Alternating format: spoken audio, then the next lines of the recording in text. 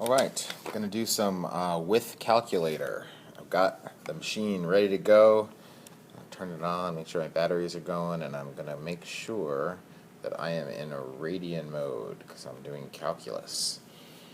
You should probably expect to use your calculator for about half of the questions in the with calculator part. There will be 15 questions. You're going to have 45 minutes, so that's 3 minutes per question instead of 2 in the no calculator part. So there you go.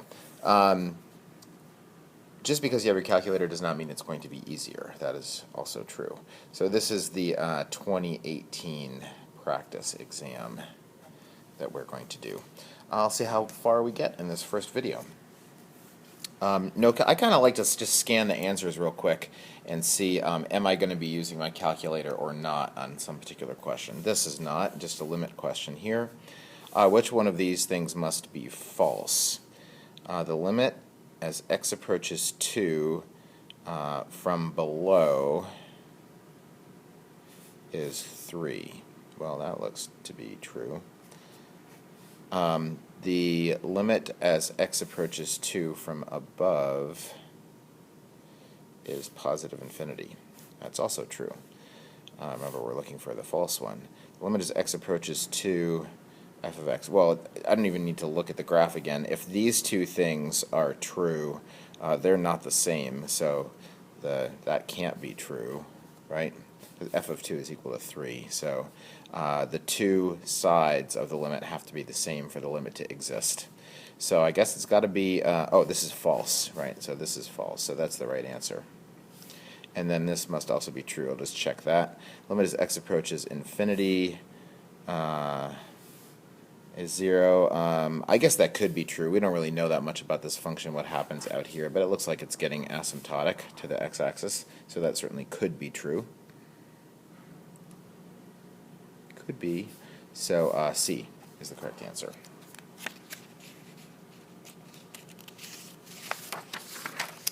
The rate at which water leaks from no numbers here, so I think we're not firing up that calculator yet. The rate at which water leaks from a tank in gallons per hour is modeled by R. So this is a rate, differentiable function of the number of hours after the leak is discovered. Which of the following is the best interpretation of R prime of 3? So that's the rate of change of the rate. This is already a rate. So does R prime of 3 give you the amount of water? No. The amount of water would be, if you wanted the amount in the first 3 hours, that would be the integral of R of t dt from 0 to 3. The amount of change in gallons per hour in the rate at which, so the amount, when we're talking about like amounts of things, the amount of change of something, that is an integral type thing. So the amount of change in the rate, there's two ways. If you actually have the rate, you could just do R of 3 minus R of 0. Or you could do the integral, right? The amount of change in the rate. The amount of change in the rate would be that. So either of those. The rate at which water leaks from the tank in gallons per hour, that's what R of 3 would be. And then, so sure hope it's D. Rate of change of the rate. Yeah, that's what we're looking for. It's the rate of change of the rate. So you just got to read carefully there. That's a pretty easy question, I think. I'm not trying to make you feel bad if you got it wrong, but read carefully. It's right there. All right, here we go. Calculator. On a certain day, the temperature in degrees Fahrenheit in a small town. That's a lovely detail, isn't it? T hours after midnight, or t equals 0, is modeled by this. Maybe it's Lexington. What is the average temperature in the town between 3 a.m. and 6 a.m.? So this is the temperature. If you want the average value of a function, you do the integral from wherever to wherever divided by how wide the interval is. So I just need to do that. I'm going to do that on my home screen. I mean, you could graph it, I guess, but I think it seems more efficient to me to do this. So integral from 3 to 6 of 65 minus 8 times the sine. The first time you touch that one of those trig buttons, you better just do a double check, make sure you're in radian mode. I just showed you that I am, but if there's any doubt, just check. It looks good. dx, and then I need to divide that by 3. Now that should get me an answer that's there. That's always nice, and hopefully it's the right one. 78 is B. Yes, it is the right one. This looks like maybe calculator, pretty light calculator. We've only got 2 decimal places, so probably pretty doable. Initial condition f of 1, 5. I'm going to do approximation of f of 2 using Euler's method with step size of 0.5 starting at x equals 1. Okay, so Euler's method, I've got my x, I got my y. I'm starting at x equals 1. The step size is 0.5. And I'm looking for my approximation for f of 2. So that's my target right there. Initial condition is f of 1 is equal to 5.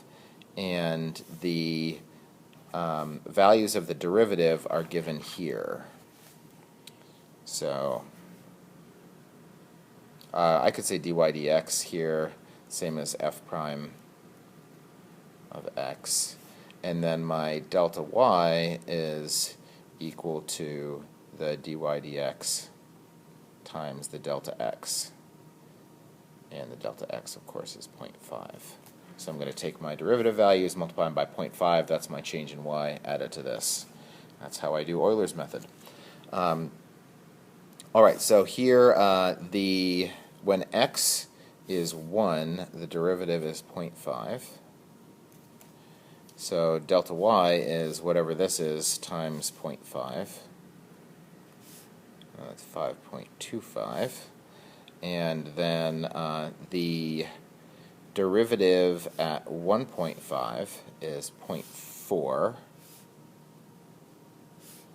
And the delta y is half of that. So add that there, that's 5.45.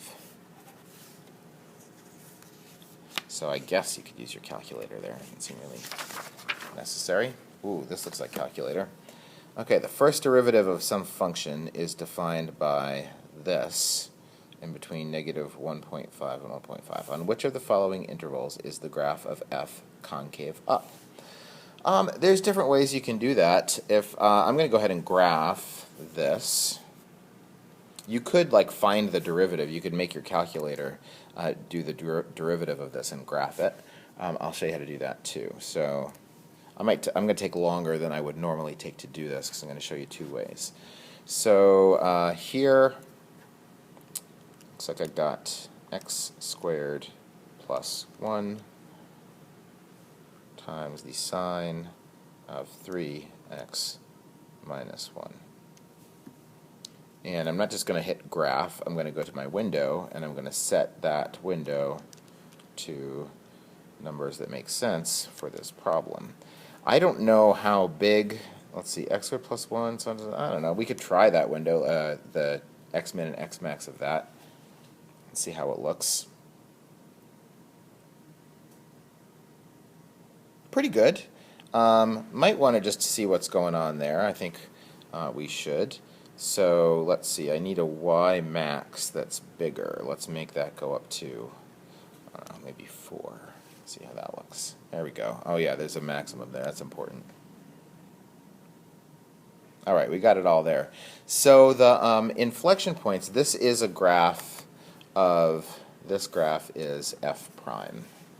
So how do you find inflection points and concave up, concave down when you're looking at the graph of a derivative? Well, the concavity is the slope of this. So this is concave up when this derivative is increasing, concave down, concave up, concave down.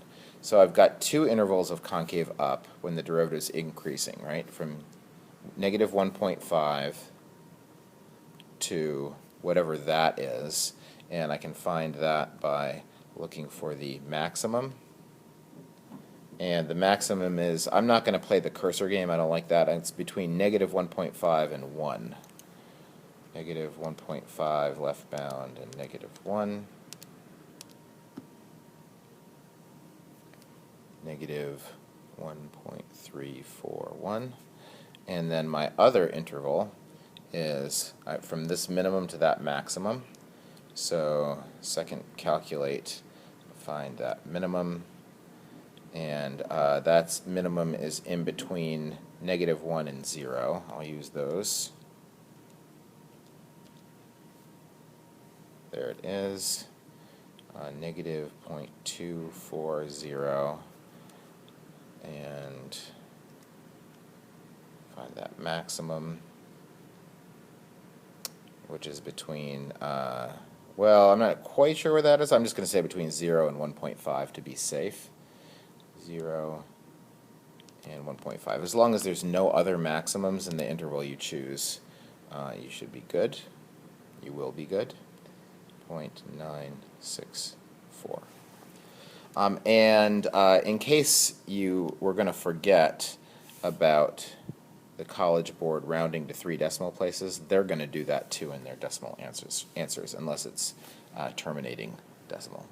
So there's my correct answer for 80.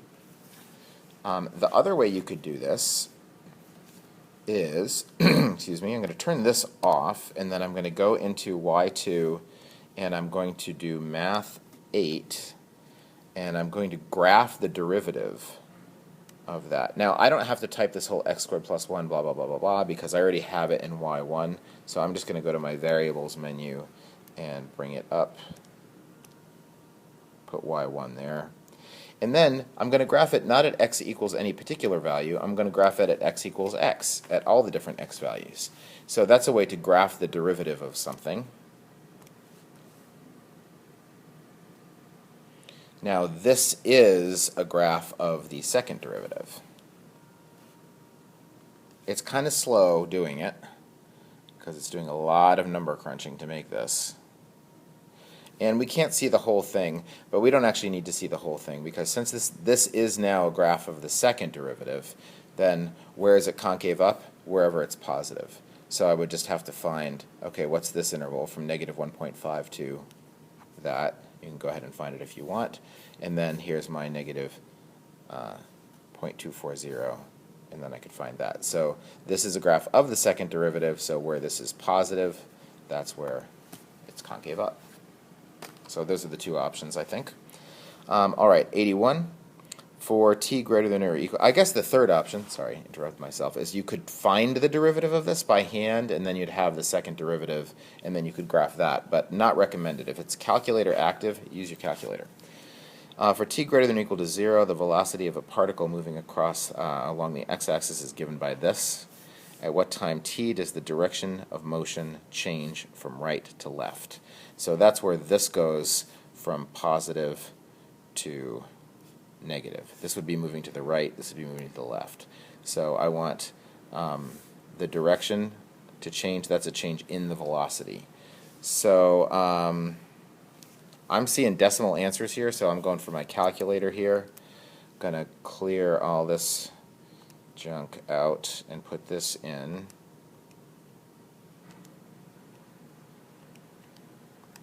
They give you more time for these calculator problems because the calculator stuff. Oh dear. Sometimes you make mistakes. This is a good demonstration of why they give you more time. T6.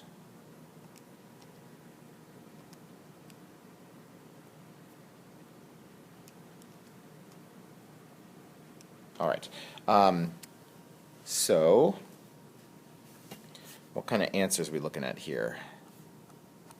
I think that looks like 0 to 3. We'll get all those possibilities.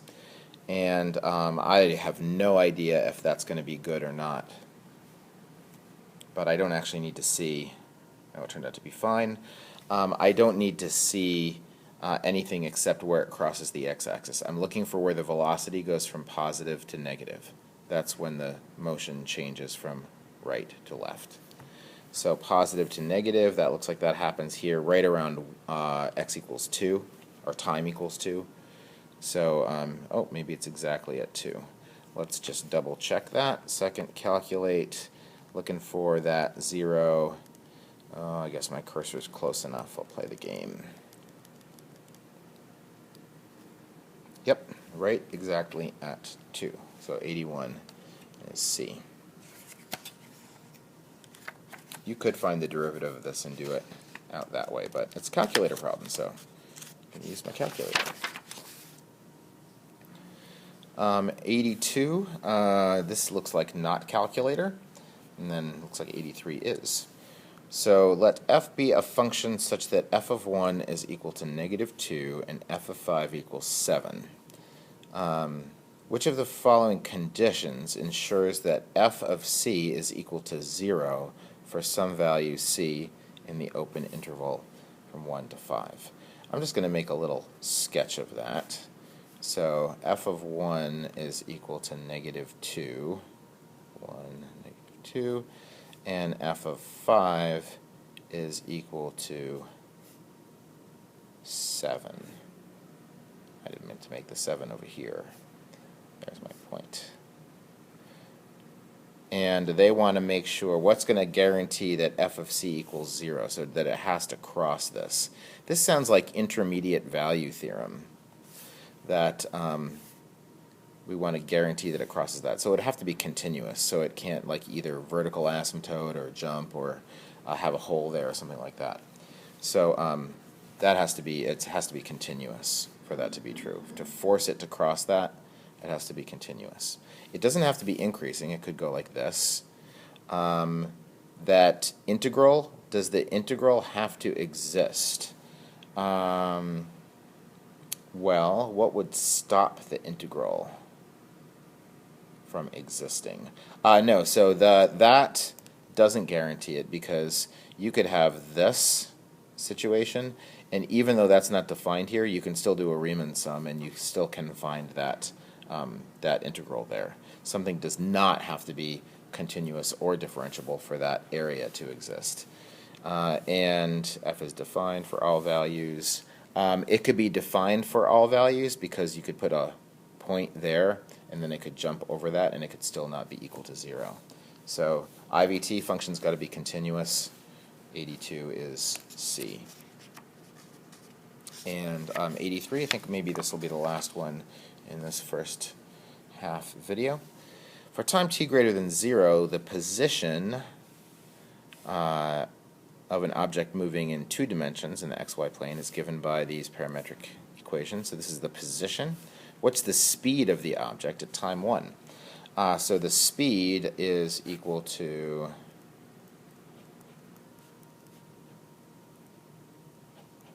that. So I'm going to, I like to just enter the whole thing as one big expression. So let me see if I can do that. It's going to be pretty big and messy, but I want the square root of dx dt, that's math 8, and I think I better put that, oh, lost that. So let's do that again, math 8. So I'm going to want to square this whole thing. So dx, and then I'm going to put in here t, because I know I'm saying t and it's doing x, but you know what I mean. So there's my, so I want the derivative of this at x equals 1.